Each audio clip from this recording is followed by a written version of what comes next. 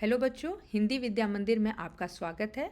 आज हम एनसीईआरटी की 10वीं कक्षा की स्पर्श पुस्तक से मैथिली शरण गुप्त द्वारा लिखी गई मनुष्यता एक बहुत ही शानदार कविता है, उसको आज हम लोग पढ़ेंगे।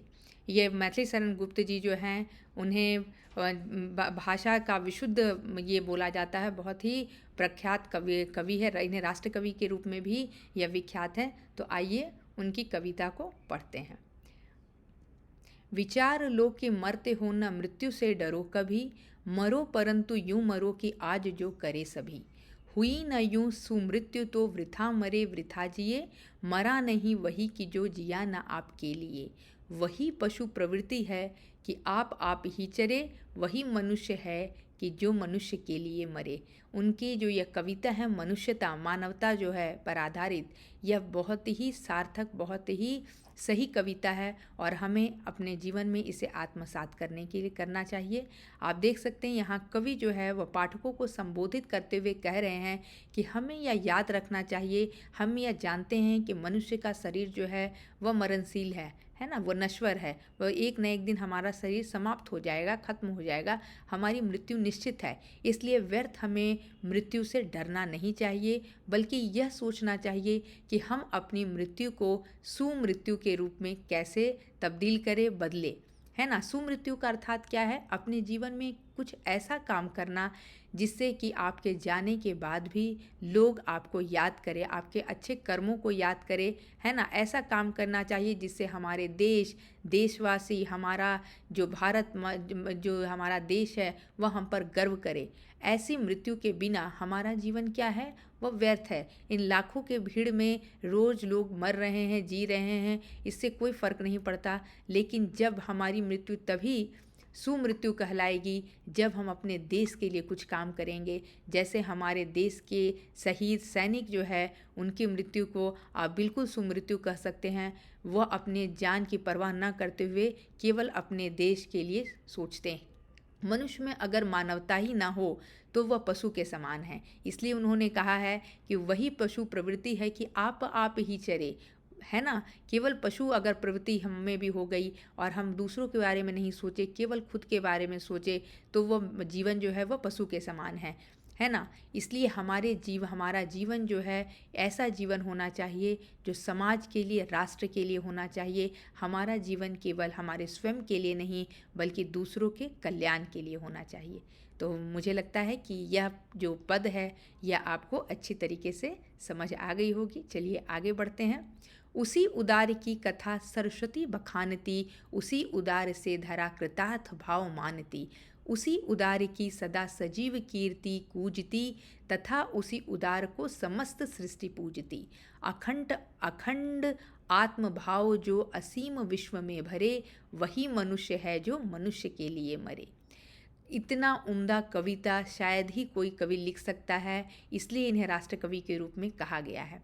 कवि पाठकों को संबोधित करते हुए क्या कह रहे हैं कि माता सरस्वती भी उनका ही गुणगान करती है जो अनंत विश्व के साथ, दुनिया के साथ आत्मीय भाव, प्रेम का भाव रखता है। यह धरती भी उसी उदार हृदय वाले व्यक्ति को जन्म देकर धन्य महसूस करती है जो सारे संसार के साथ अपनत्व का भाव रखता है।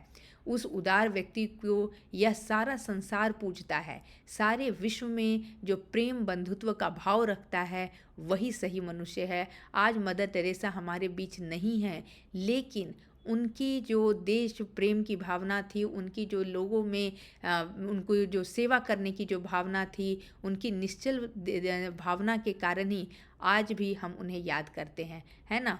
जो दूसरों के लिए जिए, जो दूसरों के लिए प्रेम भाव रखे, उसी को जन्म देकर हमारी पृथ्वी भी कृतार्थ होती है ना। और माता सरस्वती भी उसका ही गुणगान करती है। इसलिए हमारा जीवन तभी सफल होगा जब हम दूसरों के लिए जिए, अपने देश के लिए जिए, अपने समाज के लिए जिए। हम कुछ ऐसा करें जिससे दूसरे का कल्याण हो। हम चलते हैं अगले पद में। क्षुधांत रंति देव ने दिया करस्थ थाल भी, तथा दधीची ने दिया परमार्थ अस्थि जाल भी। उसी नर क्षितिज ने स्वयं मांस दान भी किया, सहर्ष वीर कर्ण ने शरीर चर्म भी दिया। अनित्य देह के लिए अनादि जीव क्या डरे, वही मनुष्य है जो मनुष्य के लिए मरे। इस पद में मैथिली शरण जी ने ऐसे बहुत महान लोगों का उदाहरण दिया है कि कैसे उन्होंने अपना सर्वस्व न्यौछावर करके दूसरों की सेवा की है। जैसे राजा रंतिदेव ने स्वयं भूख से व्याकुल होते हुए अपने हाथ में भोजन का थाल उनके पास रहते हुए उन्होंने अपना भोजन किसे दे दिया, एक भिक्षुक को दे दिया, जबकि वो बहुत ही क्षुधा मतलब भूख से बहुत वो व्याकुल थे, फिर भी उन्होंने अपना भोजन एक भिक्षुक को, एक भिखारी को दे दिया। दधीची मुनि ने जन कल्याण के लिए अपने हड्डियों तक का दान दे दिया। उशीनर राजा शिवी ने कबूतर के प्राण की रक्षा करने के लिए अपने शरीर का मांस तक दान दे दिया था। तथा किसी ब्राह्मण के द्वारा भिक्षा के रूप में मांगे जाने पर कर्ण ने अपना कवच जो है वह बिना विचार किए हुए वो तुरंत दान में दे दिया था। अर्थात जब आत्मा अमर है तो व्यर्थ इस शरीर के बारे में हमें नहीं सोचना चाहिए, बल्कि हमें यह सोचना चाहिए कि हम जीते जी अपने इस शरीर के द्वारा कैसे लोगों का कल्याण कर सकते हैं, कुछ अच्छा कर सकते हैं। इस जीवन में ऐसा हम क्या कर सकते हैं जिससे हमारा देश, हमारा राष्ट्र, हमारा समाज गौरवान्वित हो, जिससे कि हम हमेशा के लिए अमर हो जाए, है ना। चलिए अब आगे पद की ओर बढ़ते हैं। सहानुभूति चाहिए महाविभूति है यही, वशीकृता सदैव है बनी हुई स्वयं मही। विरुद्धवाद बुद्ध का दया प्रवाह में बहा, विनित लोक वर्ग क्या न सामने झुका रहा। आहा वही उदार है परोपकार जो करे, वही मनुष्य है जो मनुष्य के लिए मरे। उनका एक एक शब्द इतना अनमोल है जो हमें अपने जीवन में उतारना चाहिए। कवि पाठकों से क्या कह रहे हैं कि प्रत्येक मनुष्य के हृदय में सहानुभूति की भावना होनी चाहिए, और ये सहानुभूति, ये सिंपैथी की जो भावना है, यही हमारी सबसे बड़ी पूंजी है ना। इसके कारण ही मनुष्य अपने किसी को भी आप प्रेम से अपने वश में कर सकते हैं, है ना। यह सबसे बड़ी सहानुभूति, प्रेम की जो भावना है, यह हमारे अंदर की सबसे बड़ी शक्ति है जो हम किसी को भी अपनी ओर आकर्षित कर सकते हैं। भगवान बुद्ध के द्वारा किया गया करुणापूर्ण कार्य, जिसके कारण जो लोग उनके विरोधी भी थे, बाद में वो भी उनके पक्ष में खड़े हो गए। यानी कि हम जब उनके, आपने अंगुलीमाल डाकू के बारे में सुना होगा कि जब महात्मा बुद्ध जब एक बार जंगल की ओर जा रहे थे और उन्हें अंगुलीमाल डाकू मिला, तो वह बिना डरे वो अंगुलीमाल बोला कि आपकी हत्या करके मैं आपकी उंगली जो है मैं अपने माला में गूंथ लूँगा। महात्मा बुद्ध ने बड़े प्रेम से उसे एक काम दिया कि ये जो पेड़ का पत्ता है इसे तुम तोड़कर ला सकते हो। अंगुलीमाल डाकू सोचा कि यह तो मेरे लिए बाएं हाथ का खेल है, उसने तुरंत तोड़ा और कहा ये लीजिए। अब बुद्ध ने कहा कि इसे वापस से उस पेड़ पर जोड़ दो। तब वह हंसते हुए बोला यह तो संभव नहीं है। तब महात्मा बुद्ध ने कहा जब तुम जीवन वापस करने, जीवन देने के लिए सक्षम नहीं हो तो तुम जीवन ले कैसे सकते हो। और यह बात बोलते ही अंगुलीमाल जो डाकू है उसका विचार परिवर्तन हो गया और वह उनका बहुत बड़ा भक्त बन गया।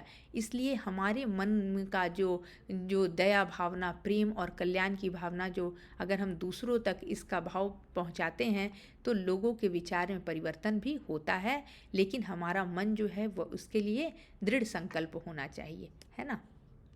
चलिए तभी हम आगे बढ़ते हैं। रहो न भूल के कभी मदांध तुक्ष वित्त में, सनाथ जान आपको करो न गर्व चित्त में। अनाथ कौन है यहाँ त्रिलोकनाथ साथ हैं, दयालु दीन बंधु के बड़े विशाल हाथ हैं। अतीव भाग्यहीन है अधीर भाव जो करे, वही मनुष्य है जो मनुष्य के लिए मरे। कवि पाठकों से क्या कह रहा है कि धन की प्राप्ति करना कोई बहुत बड़ी उपलब्धि नहीं है, और जो व्यक्ति इसका दर्प करता है, घमंड करता है कि मेरे पास तो धन है और अब मैं कुछ भी कर सकता हूँ, मेरे पास, मैं इस धरती का जो है एक महात्मा हूँ और इस धरती का सबसे महान व्यक्ति हूँ, जो यह बात सोचता है वह सबसे बड़ा मूर्ख है। क्योंकि इस पृथ्वी पर सबसे शक्तिशाली जो है वह हमारे प्रभु हैं, और उनके आगे कोई भी अनाथ नहीं है। वो क्योंकि वो त्रिलोकनाथ है, वो तीनों लोकों के नाथ हैं। वो दयालु दीन बंधु के बड़े विशाल हाथ हैं, और भगवान के जो हाथ हैं, जो आशीर्वाद रूपी जो कर हैं, वह बहुत विशाल है। और उनके आगे जो गरीब है, जो दुखी हैं, उनके लिए मन में सबके प्रति समान भाव और प्रेम का भाव है। अतीव भाग्यहीन है अधीव भाव जो करे, वही मनुष्य है जो मनुष्य के लिए मरे। और जो ऐसा भाव रखता है कि वह सबसे बड़ा है, सबसे महान है, वह बहुत अभागा है। क्योंकि ये मनुष्य जो है, मनुष्य वही है जो दूसरों के लिए कल्याण में अपना जीवन समर्पित कर दे, तभी प्रभु की कृपा भी उन व्यक्ति पर, उन लोगों पर होती है। अनंत अंतरिक्ष में अनंत देव हैं खड़े, समक्ष ही स्वबाहु जो बढ़ा रहे बड़े बड़े। परस्परावलंब से उठो तथा बढ़ो सभी, अभी अमर्त्य अंक में अपंक हो चढ़ो सभी। रहो न यूं कि एक से न काम और का सरे, वही मनुष्य है जो मनुष्य के लिए मरे। उन्होंने अपने प्रत्येक पद में मनुष्य को इतनी अच्छी सीख दी है कि मैं मतलब उसका वर्णन नहीं कर सकती हूँ। कवि पाठकों से कहते हैं कि ऊपर आकाश की तरफ देखो, वहाँ कितने देवतागण खड़े हैं, इसकी कल्पना करो। अपने विशाल हाथ उठाकर तुम्हें आशीर्वाद दे रहे हैं, तुम्हें स्वर्ग की ओर बुला रहे हैं। तुम एक दूसरे का सहयोग कर कर आगे बढ़ो। तुम ऐसा निर्मल जीवन जियो कि तुम्हें स्वर्ग में स्थान मिले। तुम इस तरह मत जियो कि किसी दूसरे के काम ना हो। आज के जीवन में हम देखते हैं कि लोग आगे बढ़ने से ज़्यादा दूसरों की टांग खींचने में लगे रहते हैं। नहीं, हमें ऐसा सोचना चाहिए कि आप अपना भी विकास करिए, और साथ साथ हमारे आसपास जो कोई भी है, अगर आप जितना भी सक्षम हो सके आप उसकी मदद कीजिए, है ना। क्योंकि सच्चा मनुष्य वही है जो दूसरों के बारे में सोचे, दूसरों के बारे में, उसके भी हित के बारे में ख्याल करे। तभी आप सही मनुष्य कहलाएंगे और तभी लोग आपसे प्रेम करेंगे। चलिए अब आगे बढ़ते हैं। मनुष्य मात्र बंधु हैं, यही बड़ा विवेक है। पुराण पुरुष स्वयंभू पिता प्रसिद्ध एक हैं। फलानुसार कर्म के अवश्य बाह्य भेद हैं, परंतु अंतरैक्य में प्रमाणभूत वेद हैं। अनर्थ है कि बंधु ही न बंधु की व्यथा करे, वही मनुष्य है कि जो मनुष्य के लिए मरे। इस पद में भी उन्होंने बहुत ही गूढ़ बात बोली है कि मनुष्य मात्र बंधु है, यही बड़ा विवेक है। कवि पाठकों से क्या कर रहे हैं कि मनुष्य का सबसे बड़ा विवेक, सबसे बड़ा बुद्धि ज्ञान यही है कि वह संसार का प्रत्येक व्यक्ति को अपना बंधु, अपना मित्र, अपना हितकारी समझे। सभी आपस में बंधुत्व और प्रेम की भावना के साथ रहे। पुराणों के अनुसार भी यह कहा गया है कि हम सभी प्राणी के पिता जो परमेश्वर हैं, वो ईश्वर हैं जिन्होंने मनुष्य को जन्म दिया है। हम अपने कर्म के अनुसार भले ही हमारे बाह्य रूप से अलग हैं, है ना, हमें कर्म के अनुसार कोई बड़ा कोई छोटा, क्योंकि वो हमारे पुनर्जन्म का और पिछले जन्म का आप कह सकते हैं कि जैसा हम कर्म करते हैं हमारा उसी अनुसार हमें काम करने का ये मिलता है। लेकिन विभिन्न कर्म के अनुसार हम आपस में अलग हैं, लेकिन हमने जैसा कर्म किया है हमने वैसा ही जीवन पाया है। लेकिन हमारा आंतरिक हृदय जो है वह सबका एक ही है, और सभी की अंतरात्मा में परमात्मा का ही वास है। इसलिए संसार में सबसे बड़ा पाप है, सबसे बड़ा गलत काम है दूसरों को कष्ट पहुंचाना। क्योंकि हमारे आसपास हमारे जितने भी मित्र बंधु हैं उनको दोस्त मित्र के भाव से देखें और सबके प्रति प्रेम भाव रखें, और हमेशा एक दूसरे के कल्याण के बारे में सोचे। तभी आप कह सकते हैं कि हमारे अंदर ईश्वर विद्यमान है ना। चलिए अब आगे बढ़ते हैं। तो हम लोगों ने सारे पदों की चर्चा कर ली। आप देख सकते हैं कि इन सभी पदों में कवि मैथिली शरण गुप्त जी ने बहुत ही महत्वपूर्ण और गूढ़ बातें बतलाई है। कवि ने कैसी मृत्यु को सुमृत्यु कहा है, कवि ने ऐसी मृत्यु को सुमृत्यु कहा है जिसमें हमारी मृत्यु जो है वो सही मायने में सफल हो जाए और हम मर कर भी अमर हो जाए, है ना। क्योंकि हमारा कार्य, आज हम क्यों किसी को याद करते हैं, आज हम क्यों, हमारे जो अब्दुल कलाम जी हैं वो चले गए हैं दुनिया से, लेकिन फिर भी बच्चे बच्चे के जुबान पर उनका नाम है, क्योंकि उनका बच्चों के साथ प्रेम, सौहार्द और उनके द्वारा किया गया देश के कल्याण उन्होंने इतना अपना महत्वपूर्ण योगदान दिया था, इसीलिए आज भी वह हमारे बीच में विद्यमान है। इसलिए उनकी मृत्यु को हम सुमृत्यु कह सकते हैं। उसी तरह हमारे जितने भी सैनिक हैं, हमारे देश के सिपाही जो आए दिन हमारे देश की रक्षा करने के लिए अपना प्राण न्यौछावर करते हैं, वो भी हम उनकी मृत्यु भी सुमृत्यु है। इसलिए हमें उन लोगों से सीखना चाहिए और इस भय से कि हम मरने वाले हैं या हमारा जीवन मरणशील है, यह हम सभी जानते हैं,